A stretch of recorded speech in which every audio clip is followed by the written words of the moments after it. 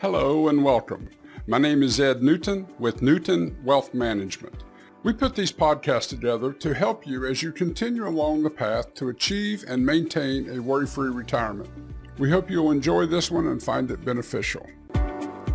As you probably know by now, President Trump signed into law the Coronavirus Aid, Relief, and Economic Security Act, or what's being called the CARES Act, on Friday evening, March 27th.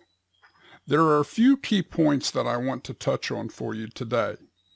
First of all, workers and families and small businesses come first in this act. Many of you have heard the discussions that have gone on about big businesses, but of course I don't want to speak to that today. I want to talk about what's going to affect you and your family. So what you should know first of all is that the money for American families will come in the form of a one-time tax rebate check of $1,200 per individual and $500 per child for those with a valid Social Security number. There are no earned income or tax liability requirements to receive these rebates.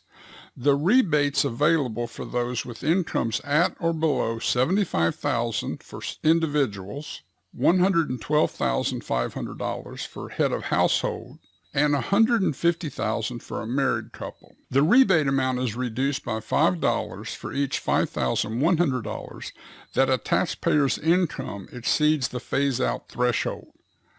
The amount of the rebate is completely phased out for single filers with incomes exceeding $99,000, $146,500 for head of household filers with one child, and $198,000 for joint filers.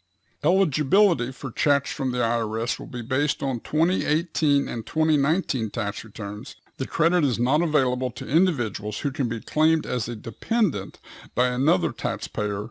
Now, the credit's going to be reconciled on the taxpayer's 2020 tax return by the amount of this advance refund payment. The reconciliation may produce additional credit, but any credit overage repayment will not be required. The second item that I want to talk about has to do with individual retirement accounts, and for those folks that are of the age where they are having to take required minimum distributions, or RMDs. For the year 2020, RMDs have been suspended. That means that if you are currently taking required minimum distributions, you do not have to take one in the year 2020. One item that has been talked about quite a bit is the due date for filing and paying individual tax returns for the year 2019 has been extended from April 15th to July 15th. The IRS has noted that there will be no penalties or interest charged for anyone that pays before July 15th of 2020. This does not apply to state income tax, and therefore you should check with your individual state as to whether they are going to follow the federal law in this particular case. The IRS indicates that they are fully operational for delivering tax refunds.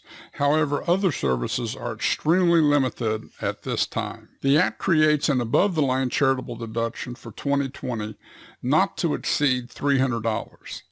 This means that you don't have to itemize your deductions to take the contribution. However, the contribution must be in cash, check, credit card, etc. It cannot be a non-cash contribution to someone like Goodwill. Switching our focus to small businesses now, let's talk about the Paycheck Protection Loan that's available. While this has been talked about somewhat, I think for small businesses this could be a major help in getting through this difficult time that we have. The Paycheck Protection Loan Program is available to businesses with under 500 employees who had employees on the payroll as of February 15, 2020. It gets very technical, as you might imagine, as to all of the details, but I want to try to at least tell you a little bit about them. Let's talk about the loan amount. The amount which can be borrowed is 2.5 times the average monthly payments for payroll cost over the 12 months before applying for the loan. Now, payroll costs are defined as payments of any compensation with respect to salaries or similar compensation, vacation, parental, family, medical, sick leave, payment of any retirement benefit, and the payment of state and local taxes assessed on the compensation of employees. The excess portions of an employee's compensation of the $100,000 level does not count in the calculation. So in other words, you do have to limit an individual's compensation base to $100,000 when making this calculation. The amount of the loan is based on certain payroll costs. However, the loan proceeds may be used for other costs such as payroll costs other than the excess portions of annualized compensation of an employee that exceeds $100,000, continuation of group health care benefits during the periods of paid sick, medical, or family leave, rent or mortgage payments, utilities, and interest on debts that were incurred before February 15, 2020. Now, the idea of getting the loan is one thing, but this part of the act is really what will benefit small businesses. And I urge you to get in touch with your local bank and explore how this might help you. The amount of the loan forgiveness is based on the aggregate sum of the following items paid within the 8-week period after the loan proceeds are received: payroll cost, rent payments on leases entered into before February 15, 2020, mortgage payments on mortgages entered into before February 15, 2020, and utility payments for electricity, gas, water, transportation, telephone, or internet where the service started before February 15, 2020. An application for these forgiveness arrangements will include at least submission of the documentation confirming the number of full-time employees during the applicable periods and their pay rates, payroll tax filings submitted to the IRS, state income, payroll, and unemployment insurance filings, documentation including canceled checks showing rent and utility payments, and a certification that the documentation is true and correct. The lender will need to make a decision on the forgiveness application within 60 days. The federal government as guarantor will then make the lender whole for the forgiven amount.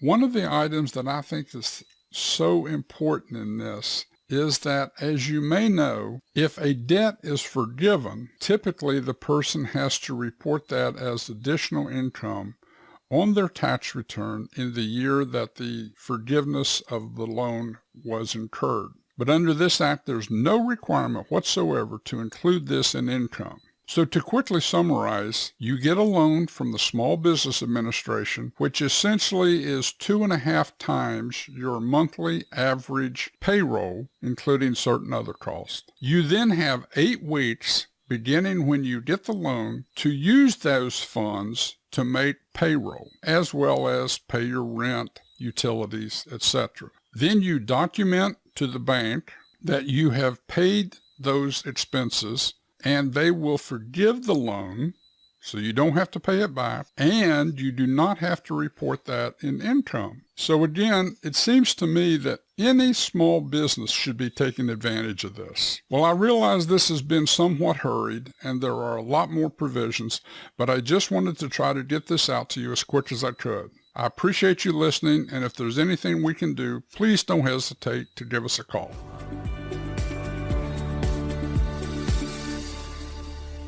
We hope this information has been useful to you. Our goal at Newton Wealth Management is to help clients achieve and maintain a worry-free retirement. We are a fee-only firm. That means we don't receive commissions or any other compensation from the investments that we utilize. We have a fiduciary responsibility to our clients, which means that we always put your interests first. If you haven't set a plan or are not sure that your plan is appropriate for your goals, we would be happy to talk with you and see if there's anything we can do in order to get you on track so that you too can achieve and maintain a worry-free retirement. If you have $250,000 or more of investable assets, I would invite you to visit our website at www.NewtonWealthManagement.com. There you can find out more about our firm and the services we offer. Again, the website is www.NewtonWealthManagement.com. From the website, you can also contact us to request a no-obligation, no-fee consultation. We look forward to hearing from you at www.NewtonWealthManagement.com.